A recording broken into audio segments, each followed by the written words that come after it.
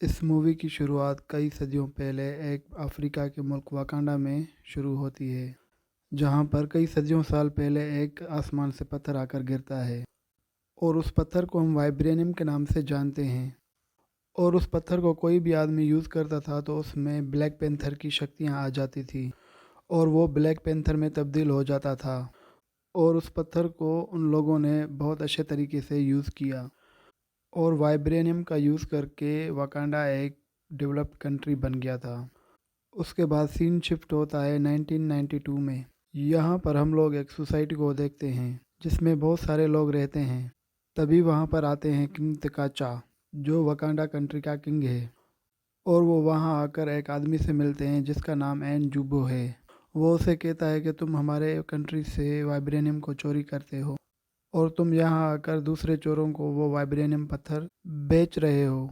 और वो उसे कहता है कि अब हम ऐसा नहीं होने देंगे। और वहाँ ये भी पता चलता है कि वो उसने एक आदमी को वाइब्रेनियम भेजा है। इस बात का पता लगाने के लिए किंग ने अपना एक आदमी उसके साथ छोड़ा हुआ था। अब एन जूबो का सारा राज किंग के सामने खुल जाता है और उसके बाद सीन शिफ्ट होता है हमारे प्रेजेंट टाइम में। और यहाँ पर हमें दिखाया जाता है किंग टचाला, जो किंग टचाका की डेथ के बाद जो वकांडा के किंग थे और साथ लड़ने के लिए उसके पास आर्मी थी। उसके बाद किंग टचाला एक मिशन पे जाते हैं जहाँ पर किंग टचाला ने एक लड़की को बचाना था। और अपने सीक्रेट मिशन में उस लड़की को बचाते हुए किंग टचाला यानी ब्लैक पैंथर को उस लड़की से प्यार हो जाता है। अब किंग टचाला ये चाहते थे कि कल उसे जब किंग बनाया जाए तो ये लड़की भी वहाँ पर मौजूद हो। और उसके बाद ये सीन शिफ्ट होता है अगले दिन पे, जहाँ हम देखते हैं वकांडा की क्वीन को। ये क्वीन किंग की वाइफ थी और साथ ही इस मूवी के नए कैरेक्टर को भी इंट्रोड्यूस करवाया जाता है। ये ब्लैक पैंथर यानी किंग टचाला की बहन थी। और वहाँ वकांडा में एक रस्म होती है, किसी भी ब्लैक पैंथर को किंग बनने से पहले अपनी काबिलियत को साबित करना होता है, यानी कि इस कबीले के वॉरियर को दूसरे कबीले के वॉरियर के साथ फाइट करना होगी। और उस फाइट में जो भी जीतता है वो वकांडा का किंग होता है। और यहाँ पर हम ब्लैक पैंथर को दूसरे कबीले के वॉरियर के साथ फाइट करते देखते हैं और उस फाइट में ब्लैक पैंथर जीत जाता है और वकांडा का नया किंग बन जाता है। उसके बाद सीन शिफ्ट होता है इस मूवी के मेन विलन की तरफ, जिसका नाम एरिक स्टीवन है। और वो एक म्यूजियम में खड़ा होता है और वहाँ पर वो एक मास्क को चुराने वाला था जिसके अंदर वाइब्रेनियम है। लेकिन ये बात ब्लैक पैंथर को पता चल जाती है और ये बात ब्लैक पैंथर को अपने ही आदमी से पता चलती है। और अब ब्लैक पैंथर अपनी आर्मी के साथ एक प्लान बनाता है। वो प्लान बनाता है कि जब एरिक स्टीवन चोर को वो पत्थर बेचेगा तो हम उसे पकड़ लेंगे। और अब ब्लैक पैंथर को असल चोर का भी पता चल गया था। और जब ब्लैक पैंथर के सामने एरिक स्टीवन और असल चोर आता है और ब्लैक पैंथर अपने असली रूप में आ जाता है और उन सब पर वहाँ पर अटैक कर देता है। लेकिन वो उस असल चोर के पास भी वाइब्रेनियम था और उस चोर ने उस वाइब्रेनियम से काफ़ी सारे हथियार बना रखे थे और वो उन वेपन्स की मदद से बच जाता है और भाग जाता है। लेकिन ब्लैक पैंथर बहुत ही पावरफुल और होशियार है और वो उस असल चोर को पकड़ लेता है और वो उस चोर को कैदी करके एक कंपाउंड में बंद कर देता है। और वहाँ पर हम एक पुलिस ऑफिसर को देखते हैं जो उस चोर से इंफॉर्मेशन लेता है और उस कंपाउंड में और भी वकांडियंस थे जो उनकी आपस की कन्वर्सेशन को सुन रहे थे। और तभी वहाँ पर एक बहुत बड़ा ब्लास्ट होता है और ये ब्लास्ट एरिक ने किया था और वो उस असल चोर को वहाँ से छुड़ा कर ले जाता है। और उस एक्सप्लोशन की वजह से वहाँ पर वो पुलिस ऑफिसर भी ज़ख्मी हो जाता है। और अब उस पुलिस ऑफिसर की जान बचाने के लिए ब्लैक पैंथर उस पुलिस ऑफिसर को वकांडा ले आता है ताकि उसे बचा सके, ताकि उससे इंफॉर्मेशन ले सकें। और नेक्स्ट सीन में हमें दिखाया जाता है कि ब्लैक पैंथर अपने फादर के दोस्त के पास आता है। उसके फादर का दोस्त उसे एक जड़ी बूटी पिलाता है और उस जड़ी बूटी की मदद से वो पास्ट में अपने फादर को देख सकता था।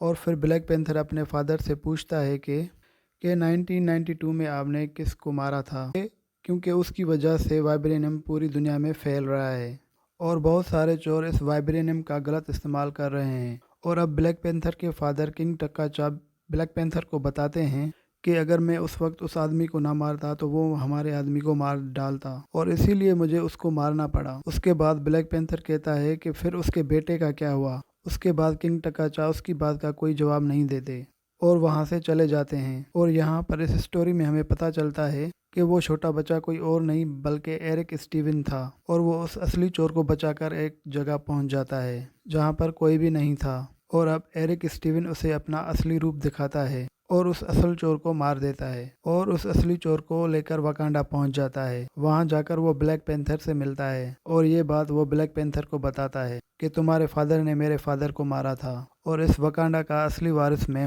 और मैं ही ब्लैक पैंथर का असली हकदार हूँ। और अब वहाँ पर सभी वकांडियंस को एक दूसरे की एक रस्म से गुजरना पड़ता था।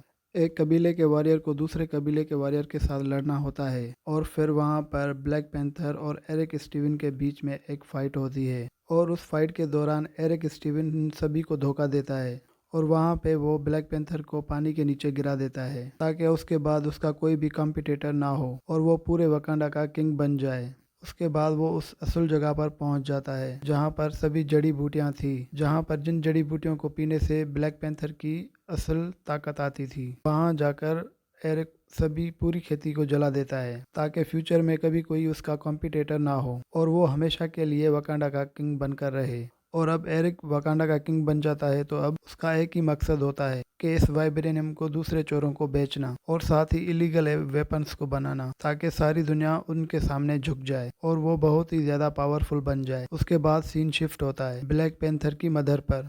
ब्लैक पैंथर की माँ उसकी बहन और कुछ लोगों के साथ एक कबीले के पास जाती है ताकि वो ब्लैक पैंथर की जान को बचा सकें।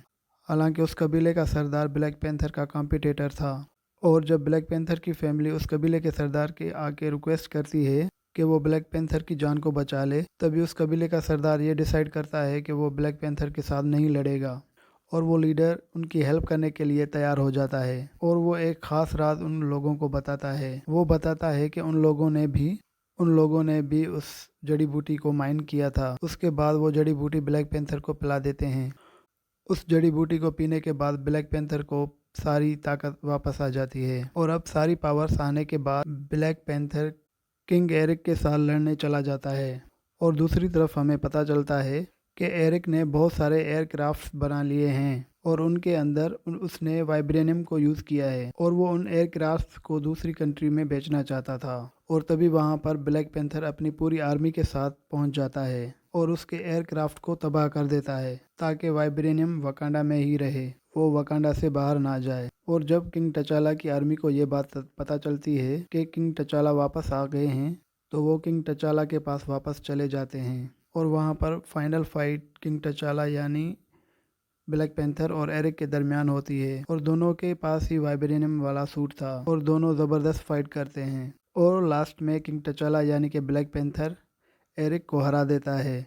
उसके बाद किंग टचाला यानी ब्लैक पैंथर दूसरी कंट्री के साथ वाइब्रेनियम को बांटने के लिए तैयार हो जाता है और वो उस बात की अनाउंसमेंट एक यूएन में करते हैं, यानी कि यूनाइटेड नेशन के अकॉर्डिंग, यानी कि यूनाइटेड नेशन में वो एक तकरीर करते हैं कि वो पूरी दुनिया में ये बांटने वाले हैं। और उसके बाद इस मूवी की वहीं पर एंड हो जाती है।